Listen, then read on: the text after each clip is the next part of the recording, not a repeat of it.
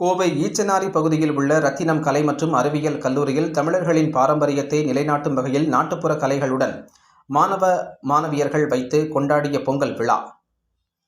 கோவை ஈச்சனாரி பகுதியில் உள்ள ரத்தினம் கலை மற்றும் அறிவியல் கல்லூரியில் பொங்கல் திருநாளை முன்னிட்டு இன்று கல்லூரியில் மாணவ மாணவியர்கள் கொண்டாடும் காளையர் திருவிழா மற்றும் சமத்துவ பொங்கல் விழா கொண்டாடப்பட்டது.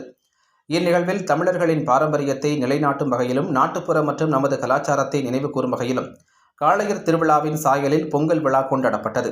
இதில் காளை, குதிரை வண்டிகளுக்கு மரியாதை செலுத்தி மாலை அணிவித்து ஊர்வலமாக அழைத்துச் சென்றனர். பேராசிரியர்கள், மாணவ மாணவிகள் அத்துடன் மாவிளக்கு, முளைப்பாரி மற்றும் கும்மிப்பாடல் ஆகியவைகளுடன் கல்லூரி வளாகத்தில் ஊர்வலமாக வந்தனர். ஊர்வலத்தில் மாணவ மாணவியர்கள் நடனமாடி உற்சாகமடைந்தனர். இந்த ஊர்வலத்தில் மயிலாட்டம், ஒயிலாட்டம், மாடாட்டம், புலியாட்டம் போன்ற பல பாரம்பரிய கலைஞர்கள் கலந்து கொண்டனர். இந்த ஊர்வலத்தை கல்லூரியின் செயலாளர் முனைவர் மாணிக்கம் கொடியசைத்து துவங்கி வைத்தார். மேலும் கல்லூரியின் முதல்வர் முனைவர் பாலசுப்ரமணியம், துணை முதல்வர் சுரேஷ் மற்றும் ஆய்வுத்துறை புல முதன்மையர் சபரிஷ் ஆகியோர் இந்நிகழ்வில் கலந்து கொண்டனர்.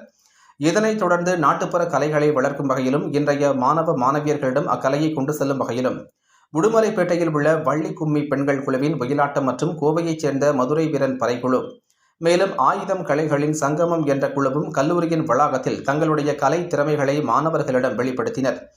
மேலும் கல்லூரியை சார்ந்த பல்வேறு துறைகளில் சமத்துவ பொங்கல் மற்றும் மாணவ மாணவர்கள் தங்களுடைய கலை திறமைகளை வெளிக்கொணரும் வகையில் மாணவ மாணவிகளுக்கான பல்வேறு போட்டிகள் நடைபெற்றன. போட்டியில் வெற்றி பெற்ற மாணவ மாணவிகளுக்கும் சிறப்பு விருதுகள் வழங்கப்பட்டது.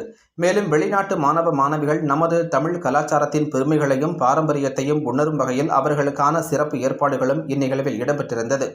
இதன் மூலம் நம் நாட்டில் காலம் காலமாக பாதுகாத்து வரும் கலாச்சாரம் மற்றும் பாரம்பரியத்தை இன்றைய இளைய தலைமுறையினர் புரிந்து கொள்ளும் வகையில் பொங்கல் விழா அமைந்தது. இந்த விழாவினை ரத்தினம் கலை மற்றும் அறிவியல் கல்லூரியின் மாணவர் மன்றத்தினர் ஏற்பாடு செய்திருந்தனர் என்பது குறிப்பிடத்தக்கது.